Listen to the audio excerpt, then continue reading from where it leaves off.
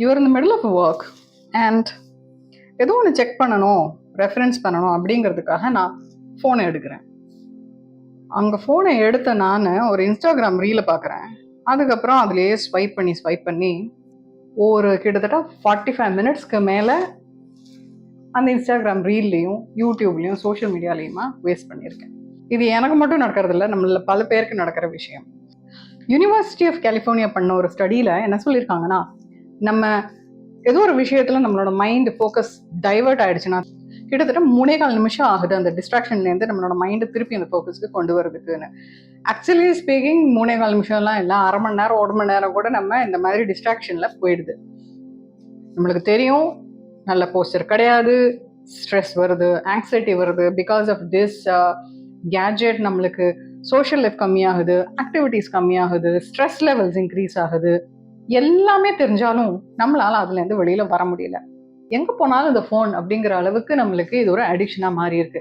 Bathroom போனனாலும் காத்தால எழுந்துச்சு ஃபோனை பார்த்துக்கிட்டே பாத்ரூம் போக வேண்டியது, அந்த ஃபோனை பார்த்துக்கிட்டே ட்ராவல் பண்ணுறோமா ஊபரில் ஃபோனில் ஒரு ஹெட்ஃபோனோ ப்ளூடூத்தையும் மாட்டிட்டு பாட்டு கேட்டுட்டு போக வேண்டியது, ஃப்ரெண்டை பார்த்து மீட் பண்ணி பேசணும்னு போகிறோம், அங்கேயும் உட்காந்து ஸ்வைப் பண்ணிட்டு தான் இருக்கோம்.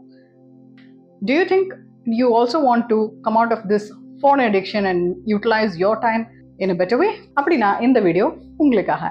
இந்த வீடியோ நான் 2 செக்ஷனாக பிரிச்சுக்கிறேன். ஃபர்ஸ்ட்ல நம்மளோட ப்ராப்ளம் ஸ்டேட்மெண்ட், அதுக்கப்புறமா நம்மளோட சொல்யூஷன்ஸ் என்னென்ன பண்ணலாம் அப்படிங்கிறதையும் பார்க்கலாம். ஃபர்ஸ்ட்ல ப்ராப்ளம் ஸ்டேட்மெண்ட் என்னது? அடிக்ஷன். என்ன கைண்ட் ஆஃப் அடிக்ஷனாக கூட இருக்கட்டும், அது கேம்பிளிங்காக இருக்கட்டும், இல்லை ரேஸ் இருக்கட்டும், இல்லை மொபைல் அடிக்ஷன்ஸாக இருக்கட்டும், எது வேணா இருக்கட்டும், நம்மளோட இந்த அடிக்ஷன் பல ஸ்டேஜஸ் வழியாக தான் போகும். திடீர்னு ஒரு நாளைக்கு அடிக்ஷன் வராது. There are few stages we all go through. Stage 1 is emotional pleasure. கொஞ்சம் சயின்டிஃபிக்காக சொல்லணும்னா நம்மளோட பிரெயினில் டோபமின் ரிலீஸ் ஆகும். அண்ட் நம்மளுக்கு இது ஒரு நியூரோ டிரான்ஸ்மிட்டர்னு சொல்லுவாங்க. இது நம்மளுக்கு ஒரு நல்ல ஒரு ஜாலியாக ஒரு குட் ஃபீல் கொடுக்குற ஒரு விஷயம் இந்த டோபமின்ங்கிறது. இதுதான் ஸ்டேஜ் 1. ஃபார் எக்ஸாம்பிள், எனக்கு வீட்டில் ஸ்வீட் வாங்கியிருக்காங்கன்னு வச்சுக்கோங்களேன். I have a sweet tooth. நான் போயிட்டு ஒரு பீஸ் ஆஃப் லட்டு சாப்பிட்டேன்னா எனக்கு வா சூப்பராக இருக்குது அப்படின்னு பிடிக்கும். ஸோ அந்த ஒரு ஃபீல் குட் ஹார்மோன் நம்மளுக்கு ரிலீஸ் ஆகும். Second stage repetition. ஒரு பீஸில் முடிக்க முடியல, திருப்பியும் எனக்கு அந்த ப்ளெஷர், அந்த ஒரு ஹாப்பினஸ், அந்த ஒரு ஃபீல் குட் வேணும், அந்த ஸ்வீட் இன்னும் சாப்பிடணும்னு தோணுது. So that is repetition. I will go and have இன்னொரு பீஸ் சாப்பிடுவேன். இது டெய்லி கொஞ்சம் லஞ்சுக்கு அப்புறம் ஒரு ஸ்வீட் சாப்பிடணும் போல இருக்குது அப்படின்னு ஆரம்பிப்போம். அதுக்கப்புறம் என்ன ஆகும்? டாலரன்ஸ் லெவல் ஸ்டேஜ் 3 வரும். டாலரன்ஸ் லெவல் இன்க்ரீஸ் ஆகும். அதாவது அந்த டோபமின் ஒரு பீஸ் சாப்பிடும்போது கிடைக்கிற அந்த டோபமின் ஒரு பீஸ் பத்தில் ஒரு ஃபுல் லட்டு சாப்பிட்டா தான் எனக்கு கிடைக்குது அப்படிங்கிற லெவலுக்கு அந்த இன்க்ரீஸ் ஆகுது அந்த டாலரன்ஸ் லெவல். Fourth dependence. டிபெண்டன்ஸ்னா இப்போ எனக்கு அந்த டைமுக்கு லஞ்சுக்கு அப்புறம் அந்த ஸ்வீட் சாப்பிடலன்னா என் முடியலையே ஆயிருக்கு, ஏதாவது ஸ்வீட் வேணும், அந்த ஒரு டிபெண்டன்ஸ் வந்துடுது அந்த ஸ்வீட் மேலே. ஸோ என்னோட பாடியில் அந்த டோபமினை ரிலீஸ் பண்ணணும்னாலே அந்த ஸ்வீட் தேவை அப்படிங்கிற ஒரு பாயிண்ட்டுக்கு வருது. இப்போ 5th ஸ்டேஜ் கம்பல்ஷன். அந்த ஸ்டேஜில் தான் நம்மளுக்கு அது இல்லாமல் முடியவே செய்யாது அப்படிங்கிற ஒரு பாயிண்ட்டுக்கு வருது. So even when I know it is not good for me, daily சாப்பிட்டா வெயிட் போடும், நல்லதில்லை உடம்புக்கு, சுகர் லெவல்ஸு, நிறைய ஒயிட் சுகர் எடுத்துக்கிறோம், இதெல்லாம் தெரிஞ்சாலும் கில்ட்டியாக ஃபீல் பண்ணாலும் திருப்பியும் நான் அதை போய் எடுத்து சாப்பிடுவேன். அதுதான் அந்த கம்பல்ஷன்கிற ஸ்டேஜ். எந்த ஒரு அடிக்ஷனுமே நம்மளுக்கு இந்த 5 ஸ்டேஜஸ் தாண்டி தான் வருது. இந்த ஒரு ஸ்டேஜ் கம்பல்ஷன் ஸ்டேஜுக்கு வந்ததுக்கப்புறம் கொஞ்சம் சயின்டிஃபிக்காக சொல்லணும், இதை நம்மளோட பிரெயினில் கிரே மேட்டர் அப்படிங்கிறது ரெடியூஸ் ஆகுது. இந்த கிரே மேட்டர் எதுக்கெல்லாம் யூஸ்ஃபுல்லாக இருக்குது அப்படின்னா, ஃபோக்கஸ், நம்மளுக்கு ஞாபக சக்தி வச்சுக்கிறது, டிசிஷன் மேக்கிங் ஸ்கில்ஸ், இதெல்லாமே இந்த கிரே மேட்டர் டிபெண்ட்டாக இருக்குது. இப்போது நம்ம இந்த ஃபோன், இப்போது நம்மளோட மேட்டருக்கு வருவோமே, இந்த ஃபோன் யூசேஜ் ரொம்ப நம்ம அளவுக்கு மேலே போகும்போது ஃபோக்கஸ் போகுது, அட்டென்ஷன் போகுது, ஞாபக சக்தி குறையுது, படிக்கிறது எதுவுமே ஞாபகத்தில் இல்லை, நம்மளால ஒரு டிசிஷனை டக்குனே எடுக்க முடியல, யோசிச்சு கரெக்டான டிசிஷன்ஸை எடுக்க முடியல, அந்த கெப்பாசிட்டி இல்லை. இதெல்லாமே இந்த கிரே மேட்டர் ரெடியூஸ் ஆகிறதுனால வருது. ஆல்சோ என்ன சொல்லுவாங்கன்னா நியூரோபிளாஸ்டிசிட்டி அப்படின்னு சொல்லுவாங்க. இது நம்மளுக்கு ஒரு ஃப்ளெக்சிபிலிட்டி, ஒரு அடாப்ட் பண்ணிக்கிறது, ஒரு புது சுச்சுவேஷன்ஸ்க்கோ புது தாட் ப்ராசஸுக்கோ, இந்த மாதிரி நம்மளோட பிரெயினுக்கான அந்த சக்தியை குறைக்குது அப்படின்னு சொல்கிறாங்க. இப்போ நம்ம சொல்யூஷனுக்கு வரும். நம்மளோட ஃபர்ஸ்ட் சொல்யூஷன் என்ன அப்படின்னு பார்த்தா, இது நான் சொல்கிற சொல்யூஷன்ஸ் எல்லாம் இல்லை, இது நான் கொஞ்சம் படித்தது, வேறு ரெஃபரன்சஸ் எல்லாத்துலேருந்தும் எடுத்தது தான். Some of them I have also tried, அதை நான் உங்ககிட்ட ஷேர் பண்ணிக்கிறேன். ஸோ ஃபர்ஸ்ட் நம்பர் என்னன்னா, நம்ம அந்த ஸ்மார்ட் ஃபோனை ஒரு டம் ஃபோனாக ஆக்கிடணும். நம்ம தான் ஸ்மார்ட்டாக இருக்கணும், அது எதுக்கு ஸ்மார்ட்டாக இருக்குது?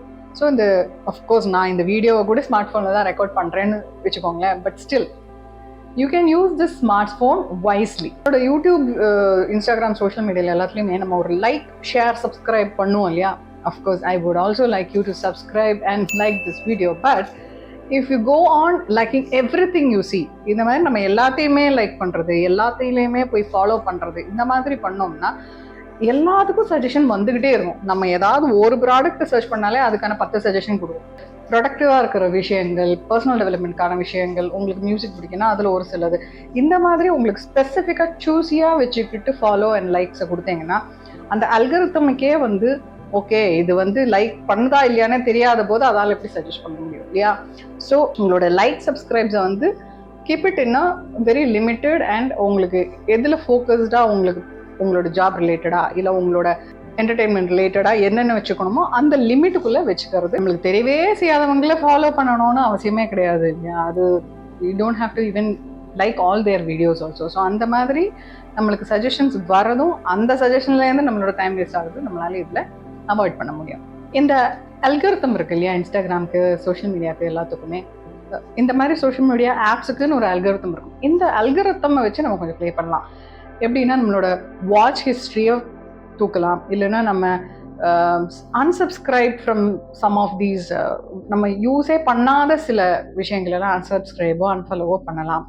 இதுலேயே இப்போ not interested, do not recommend அப்படின்னு கூட ஆப்ஷன்ஸ் வருது. இப்போ அது கூட we can use to say that I am not interested in this topic, do not suggest these kind of அப்படிங்கிறத நம்ம சொல்லலாம். ஸோ நம்மளுக்கு ஏதோ ஒன்று கஷ்டமாக ஆக்கிட்டோம் அப்படின்னா அதை பண்ணுறதுக்கான இன்ட்ரெஸ்ட் நம்மளுக்கு குறையும். ஃபார் எக்ஸாம்பிள், இன்ஸ்டாகிராமோ, ஃபேஸ்புக்கோ, சோஷியல் மீடியா ஆப்ஸோ ஒரு தடவை யூஸ் பண்ணிவிட்டு அதை வந்து லாக் ஆஃப் பண்ணிட்டோம்னா திருப்பி அதை எடுக்கும்போது, this is something I have also tried. நான் ஃபேஸ்புக்லேருந்தெல்லாம் லாக் ஆஃப் பண்ணிவிட்டு எவ்ரி டைம் நான் லாகின் பண்ணணும் அப்படிங்கும்போது எனக்கு அது லாகின் பண்ணணுமே அப்படிங்கிறதுக்காகவே நான் வந்து டெய்லி பேசிஸில் லாகின் பண்ணாமல் மேபி நம்பர் ஆஃப் டேஸ், 2-3 டேஸ்க்கு அப்புறம், 1 வீக் அப்புறம் அப்படின்னு லாகின் பண்ணுறது எனக்கு பழக்கமாச்சு. This is something I tried and work for me. இந்த மாதிரி எல்லாத்துலேருந்து உள்ளவங்கன்னு நான் சொல்லலை, but there are certain apps which you can come out which is taking your most of the time. அதை நீங்கள் ஐடென்டிஃபை பண்ணி அதுலேருந்து every time you log off, or நம்ம முக்கியமான வேலை பண்ணிட்டு இருக்கும்போது நம்மளுக்கு அந்த, for example, if you are spending time with family or friends or work, இல்லை உங்களுக்குன்னு கொடுக்குற டைமில் அந்த ஃபோனை கொஞ்சம் தள்ளி, லேப்டாப் கொஞ்சம் தள்ளி பக்கத்து ரூமில் கொண்டு போய் வச்சிட்டோம்னா அந்த டைமுக்கு என்னோட ஒர்க் அந்த ½ எனக்கு இதெல்லாம் பண்ணணும், இந்த ½ எனக்கு அந்த டிஸ்டர்பன்ஸ் வேண்டாம் அப்படின்னு அதை கொண்டு போய் வச்சுட்டோம்னா அங்கே போய் எடுத்துகிட்டு வரணும் அப்படிங்கிற கஷ்டத்துக்காகவே நம்ம அதை அப்ரோச் பண்ண மாட்டோம் இல்லையா? அது கஷ்டமாக போச்சு. So we will reduce the usage. இது அட்டாமிக் ஹேபிட்டுங்கிற புக்லேயும் சொல்லியிருக்காங்க. If you want to change a bad habit with a good habit, make the bad habit smaller and make the good habit easier. இன்னொரு ஆப்ஷன் கூட சொல்லலாம், நம்ம use பண்ணாத apps எல்லாத்தையும், இல்லை ரொம்ப ரொம்ப ஃப்ரீக்வெண்ட்டாக யூஸ் பண்ணுற ஆப்ஸ் இருந்ததுன்னா மேபி அன்இன்ஸ்டால் கூட பண்ணலாம். உங்களுக்கு சைன் அவுட் பண்ணி ஒர்க் அவுட் இல்லையா, அன்இன்ஸ்டால் பண்ணிடுங்க. ஒவ்வொரு தடவையும் இன்ஸ்டால் பண்ணோம் அப்படிங்கும் போதே வந்து நம்மளுக்கு அது ஒரு கஷ்டமாக இருக்கும்.